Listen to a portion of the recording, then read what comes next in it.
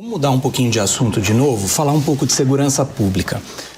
Eu vejo nas suas propostas um certo radicalismo, vamos dizer assim, no sentido de aumentar a repressão policial, né? Aquelas frases como eu vou matar se você não se render. Eu vejo também uma política de encarceramento maior, que de certa medida, hoje a gente vive um cenário de guerra, né? Acho que morre mais pessoa aqui se bobear do que no Irã. Então, na Ucrânia, com certeza.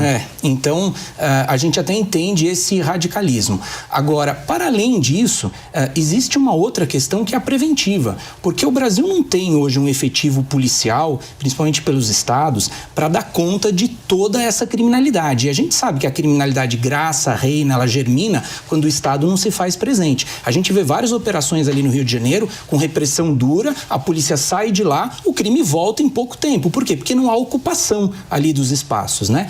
E aí entra num ponto, diz que tem um ditado alemão que fala que o diabo mora nos detalhes. Entra num ponto que é o seguinte: será que não é hora de reforçar mais as guardas municipais? Elas têm inteligência, têm câmeras, estão interligadas a serviços públicos, como hospitais, por exemplo, onde os bandidos chegam lá. Muitos municípios têm mais guarda municipal do que policial. Tem mais equipamento, mais viatura. Se olhar aqui na Grande São Paulo, você vai ver que os municípios ao redor têm mais efetivo que a própria Polícia Militar. Então, para além das suas ideias que a gente conhece, eu quero que você fale um pouco sobre a municipalização ou não da segurança pública, se você concorda ou não com esse ponto.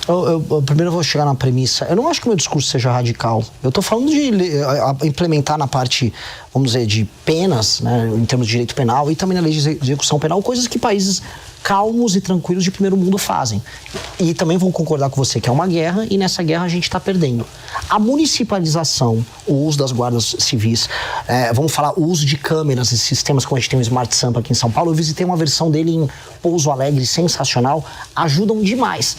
Mas isso, se não for acompanhado paralelamente nas mudanças nas leis penais, nas leis de execução penal, com institutos de progressão de pena, maluquices, ou mesmo um juiz de garantia que dá uma canetada e não deixa o cara ser preso, faz com que o policial pegue o bandido vai, é detido e volta a cometer o crime logo em seguida. Então, a mudança das leis penais, elas não são radicais, elas são apenas a constatação de uma realidade, que hoje, mesmo quando a gente tem a tecnologia, a gente não tem um sistema de incentivo bacana que faça o bandido ter medo de ser preso. O bandido hoje, ele sequer tem medo de ser pego, quanto mais de ficar muito tempo na cadeia. E quando chega na cadeia, ele ainda tem uma espécie de um seguro de vida, que é o seguro de ser um faccionado, em que ele está protegido lá dentro. Todas essas etapas da atividade econômica delituosa do bandido, elas têm que ser destruídas, que é o que a gente está propondo. A gente tem que destruir a facção dele, tem que destruir o domínio que essa facção tem dentro do presídio, a gente tem que destruir as leis fáceis, que permite que o cara faça um cálculo. Se eu for pego roubando o celular, não vai acontecer nada. Se eu usar um menor de idade, então, tá mais tranquilo. Toda essa lógica tem que ser desmontada. O uso do aparato municipal, óbvio que é muito bem-vindo, adoro a ideia, mas eu vou colocar uma pequena ressalva de ordem prática. A maior parte dos municípios no Brasil são pouco ou nada sustentáveis do ponto de vista econômico-financeiro. Eles acabam dependendo de cidades polos, que inclusive fazem esses sistemas de monitoramento, para poder garantir, vamos dizer, um funcionamento legal. E é assim que o Comando Vermelho atua. Ele vê cidades no Nordeste pequenas que não têm capacidade de ter uma estrutura municipal de segurança funcional e eles simplesmente tomam essas cidades. A tomativa que o Comando Vermelho e outras facções fazem em cidades pequenas no Nordeste se baseia na incapacidade econômica dessas cidades se sustentarem. Por isso que a destruição da facção em si, do plano de expansão, é um plano que tem que vir do governo federal. Então, concordo, acho bacana, mas isso passa de uma leitura holística da coisa. Entender que em alguns lugares nem vai ter municípios capazes de se sustentar para tocar isso. E o senhor defende a prisão perpétua? Defendo a prisão perpétua. Eu defendo que a gente deva abrir discussão para pessoas que cometem crimes hediondos, até da pena de morte no Brasil, mesmo sendo cláusula pétrea. Entendo que eu não terei força, até aquelas batalhas que você sabe que você pode ganhar. Não acho que eu terei força até o final do meu primeiro mandato de alterar a Constituição de maneira tão profunda. Mas discussão sobre aumentos muito relevantes de pena tem que ser feitos. Porque hoje um bandido se sente muito seguro em cometer os crimes que ele comete. De forma geral, ou para algum líder de facção, líder de algum segmento, ou para todos que cometerem esses crimes dentro um faccionado, um líder de uma facção, na minha visão, ele tem que ter prisão perpétua e nunca mais sair, porque ele é um perigo para a sociedade. Existe um perigo, claro, só da existência dele, do convívio social dele. Dito isso, um líder de uma facção criminosa no Brasil, ele é responsável de maneira extensiva por todos os crimes que são cometidos pela sua facção. Portanto, esse cara, na ficha dele, o que direto ou indiretamente não passou de pedidos de assassinato, assaltos a uma armada, roubos, estupros, ocupações territoriais. Então essa pessoa não pode ser reintegrada à sociedade, nem haver qualquer discussão sobre tentativa de recuperação. Esse cara é um inimigo do Estado brasileiro. A destruição dele, ela tem que ser celebrada. Então, as leis têm que refletir esse ânimo da população brasileira em vencer uma guerra contra esse cara. Tudo quer complementar? Só um complemento rápido. Eu, como o Acácio, sabemos que esse tipo de proposta, quando mexe em cláusula pétrea, não pode ser feito nem por emenda constitucional. Sim. Eu não estou dizendo que eu sou contra ou a favor a pena de morte, mas eu digo que para isso é preciso refundar, é preciso de uma nova Constituição, é preciso de um processo revolucionário mais profundo para implementar essas ideias. Você está disposto a levar adiante uma ideia dessa envergadura, de reformular por inteiro, de nós temos uma nova Constituição, porque muito das suas ideias vai passar inevitavelmente por isso. As ideias todas que eu trouxe aqui, tirando a parte da pena de morte, essa discussão que é importante, todas elas podem ser alteradas por PEC ou projeto de lei normal. Essa passa por uma reformulação da Constituição, se tem um processo originário ali de uma Constituição nova. E eu acho que o Brasil vai precisar ter uma discussão sobre a nova Constituição em algum momento, porque a Constituição atual, ela é impeditiva, ela é um impedimento para o crescimento do Brasil. É uma Constituição que foi construída num contexto diferente, que via um tipo de Brasil adaptado a um mundo diferente. Aquele mundo ao qual a Constituição foi construída caiu, ele não existe mais. O Brasil se tornou caro antes de ficar rico. E aí, hoje a gente não consegue encarar problemas óbvios. Por exemplo, para fazer qualquer reforma econômica no Brasil, você tem que ter uma PEC, uma alteração na Constituição. Qualquer tema é constitucionalizado. E aí você tem como consequência disso um STF hiperpoderoso, porque se tudo é matéria constitucional e o Tribunal Constitucional é STF, o STF manda em tudo. E aí, é verdade. Então, a gente vai precisar ter essa discussão. Falando em viabilidade, em execução do meu governo, eu não creio que eu vou conseguir fazer isso no primeiro mandato. Até porque eu tenho outras reformas como a administrativa que a gente falou aqui, que serão prioridade, que elas vão mudar a lógica de funcionamento do Estado brasileiro, que é muito importante.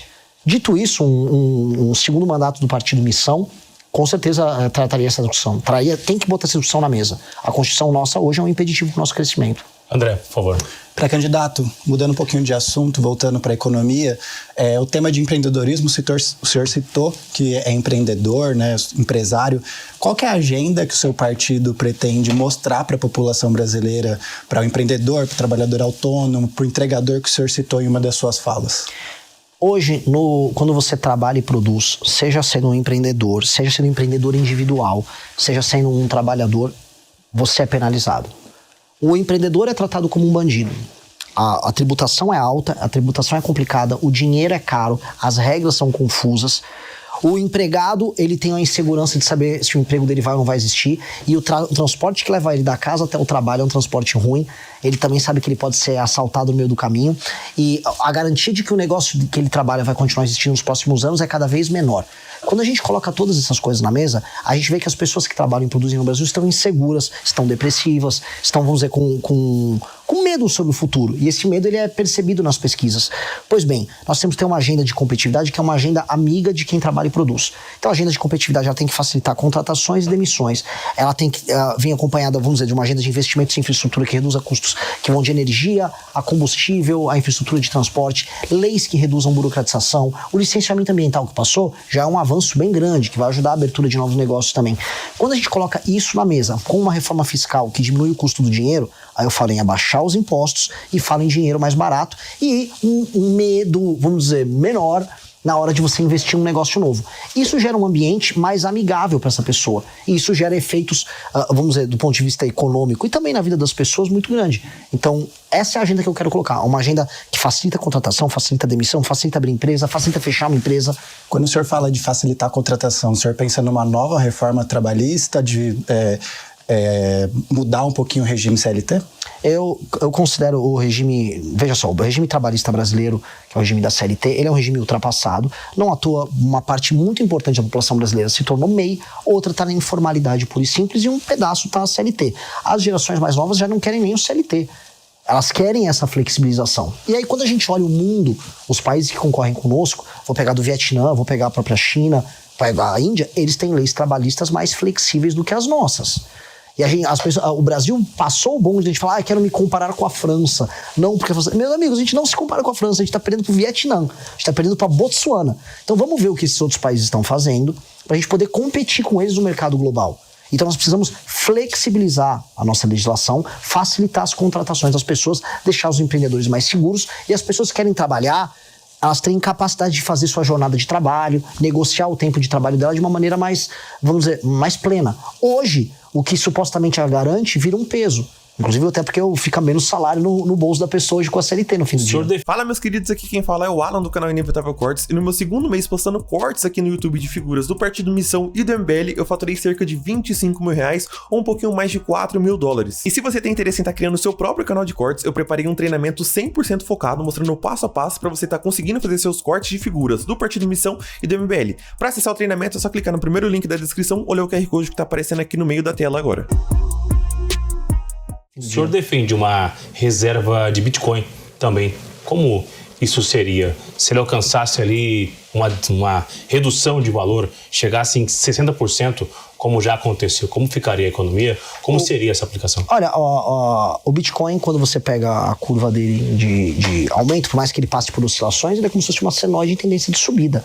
Ele oscila no dia a dia, oscila no mês a mês, oscila no ano a ano, mas a tendência dele é sempre de subida e ele está virando uma reserva internacional estratégica. Ter Bitcoin, né, como uma reserva de valor para uma nação moderna que entende o papel do Bitcoin no futuro é importante. Assim como tornar o Brasil um país, vamos dizer, amigável para investidores na área de cripto e para investidores na área de tech como um todo.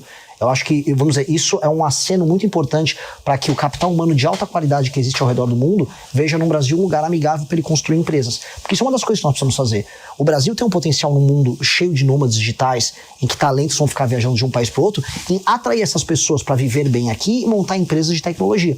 E ter a reserva de Bitcoin, não apenas como uma reserva de valor, que ao longo do tempo vai se valorizar, mas também como uma sinalização para esse universo, é um investimento que vale a pena. Ele se vale a pena em todos os sentidos. E ainda tem outras discussões que a gente pode trazer também sobre o uso de blockchain dentro do serviço público, para validação, vamos dizer, de tarefas internas e também para controle e combate à corrupção, que é bem legal.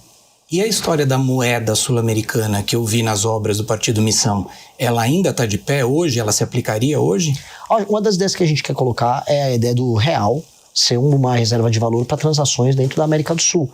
Hoje a gente vê um questionamento do dólar como essa moeda única e ter o real acompanhado de um banco sediado no Brasil para investimentos em infraestrutura, isso seria uma ferramenta muito importante para a região para afirmar o Brasil como essa potência regional na área de infraestrutura, pacificadora também em termos de segurança, mas também para ajudar a se beneficiar de um comércio regional que precisa aumentar. O Brasil é muito isolado dos demais países e é a maior potência da região. E isso, se a gente olhar em termos geopolíticos no longo prazo, faz muito sentido, porque o Brasil se firmando como uma das 5 maiores nações do mundo nos próximos 30, 40 anos, ele vai ter sua região que vai ser uma reserva estratégica de poder. E a região é a América do Sul. E os Estados Unidos terão que compreender isso. Isso vai fazer parte de um jogo. Então, sim, o Brasil tem que colocar isso no próprio horizonte. Não é para agora. Uma briga com o Trump. Mas ele vai estar morto quando isso acontecer. Ele nem vai existir mais. Que rendem muito, inclusive, ele vai estar morto. Internacionais, né? Vai demorar. Último giro aqui, reta final, alguns minutos. A Cássio Miranda, por favor, antes da morte do Trump, por favor. O ótimo é inimigo do bom. São várias as reformas propostas por você. Olhando para todas elas, qual é a sua preferida? Qual é aquela que você diria, essa eu quero que seja a primeira a ser implementada, a mais primordial na sua visão? As duas que eu vou colocar, porque se a gente não fizer, não existe mais Brasil. Uma é uma reforma fiscal que eu vou passar na transição. A minha PEC da transição é a PEC do Kim Kataguiri.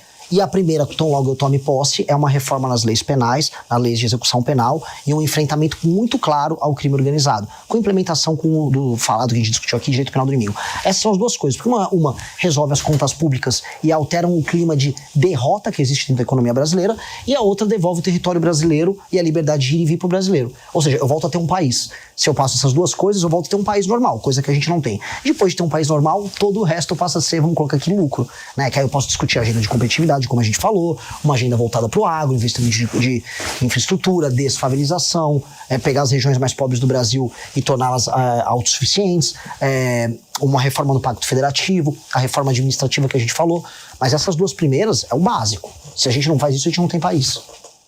Última para fechar, mais uma. Pré-candidato, o senhor prefere enfrentar Lula ou Flávio no eventual segundo turno? Acho que é melhor pro Brasil o Lula já cair no primeiro turno e eu enfrentar o Flávio. Aí vai ser um prazer, porque ele não vai poder fugir dos debates no segundo turno. Aí vai ser vai ser muito legal. O senhor não estando no segundo turno, quem o senhor apoiaria? Eu estaria no segundo turno. Não se entra numa batalha pensando em perder. Teve também em São Paulo o discurso do Pablo Marçal, que não haveria um segundo turno, ele não conseguiu avançar e teve que apoiar algum nome no segundo turno. É que ele é um estelionatário. Repito a pergunta. Eu não vou me colocar na mesma posição de um Pablo Marçal. Eu entrei nessa batalha com apenas um... Ele ocupa essa posição? O quê? De um estelionatário? Disse, né? Sim, claramente. E se ele quiser, ele me processe. Não tenho nenhum problema em falar isso. Ele é um brincalhão, ele brincou com a esperança das pessoas e ganhou dinheiro com a esperança das pessoas. Eu acho isso vergonhoso, eu acho isso nojento. E às vezes as pessoas me comparam a ele só porque eu sou um outsider nas eleições. Eu não sou. Eu montei um partido político, trabalho de milhares de jovens que coletaram assinaturas ao redor do Brasil. Eu não tô aqui para destruir o sistema. Eu tô aqui para pegar o Brasil e transformar o Brasil num país sério e reformar o sistema. É por isso que eu não sou um destrutor. Eu não tô aqui um destruidor. Eu tô aqui para reformar, para fazer o Brasil virar um país sério. E nesse sentido, eu só vou trabalhar para ir pro segundo turno. Eu não vou olhar pro lado, eu não vou querer saber, eu só vou trabalhar. Até porque meu partido tem só 4 meses. E eu já tô bem nas pesquisas. Pegar um gancho no Pablo Marçal e Partido Missão, ele fez uma aposta que se o partido fosse estruturado, ele daria uma determinada quantidade. A gente fez uma aposta com o Kim, né? Pagou essa aposta? R$500 mil não pagou, né? É por isso que quando eu falo estelionatário, eu não tô brincando, né? O cara nem pra cumprir as apostas que ele faz pra ele. Ele disse que a gente não montaria o partido. Diferente dele, a gente montou. Hoje ele tá contratado como funcionário do Partido União Brasil pra fazer propaganda pros candidatos do União Brasil. Hoje, eu que ele duvidava, ou quem que ele duvidava, estamos liderando o nosso próprio partido político, participando da corrida não só presidencial, mas estadual em vários lugares. Última, Túlio, pra gente fechar. Eu estou deduzindo aqui que se houvesse um segundo turno entre Flávio Bolsonaro e Lula, hipoteticamente, você votaria nulo de novo. Tô certo ou tô errado? E você aceitaria um apoio de Flávio Bolsonaro se eventualmente você vencer Flávio Bolsonaro no primeiro turno? Um apoio para o segundo turno? Eu não entro numa batalha pensando em perder. Quando fui montar um partido político, todo mundo duvidou que eu consegui. E as pessoas falaram que o mais provável era eu simplesmente não ter o nosso partido montado. Também duvidaram quando a gente foi tocar o impeachment de Dilma Rousseff. E no impeachment do impeachment e na montagem do nosso partido, eu não olhei pro lado e eu falei, vou montar. Eu só trabalho com a hipótese de ter partido pronto e a Dilma derrubada. Eu vou trabalhar apenas para vencer a eleição. Então, não é que eu estou me evadindo dessa pergunta. É porque essa pergunta não existe na minha cabeça. Se eu simplesmente começar a pensar assim, eu já perdi. Então eu tenho que ir até o fim. Internamente tinha o nome do Kim, até por conta da idade, imagino que não foi escolhido. E o senhor é um nome que não tem tanta visibilidade, está começando agora, o senhor disse diversas vezes que está indo em rádios e emissoras para tentar viabilizar o nome do senhor. O senhor é um candidato de verdade ou é um experimento do Missão? Eu sou um experimento dos meus pais, né? Me colocaram no mundo, se vai dar certo ou não, a gente vai saber até o final da vida. Mas eu sou uma liderança verdadeira do grupo político com o qual faço parte. Eu fundei o meu MBL, quando eu fundei, um jovem, tinha 30 anos, e no processo de impeachment da Dilma, eu liderei inclusive parlamentares, eu fui vice-presidente do comitê do impeachment, eu fundei uma revista de cultura e política no Brasil, fundei um aplicativo que é uma rede social própria, lidero um partido político e o maior movimento político do Brasil, ao mesmo tempo sou escritor, também sou compositor, sou uma pessoa capaz e isso me qualifica a ser, enquanto uma pessoa séria, capaz de grandes realizações, um líder político pro Brasil. Então, eu vou até o final nas eleições e eu lidero uma massa de pessoas sensacional. Eu lidero hoje o que há de melhor no Brasil. Onde há capital humano de qualidade, onde há uma pessoa inteligente, há um apoiador da missão. E isso está se espalhando cada vez mais. Então, não há um experimento, há apenas, vamos dizer, a constatação de que o sonho de um Brasil diferente vai dar certo, a gente vai chegar lá. Você quer que o Brasil seja um país sério? Então se inscreva no canal, deixe seu comentário e compartilhe para ajudar o vídeo a alcançar mais pessoas. Deixe seu like e confere os links na descrição para mais informações. E não se esqueça, o único número que supera o 13 é o 14. Até o próximo vídeo.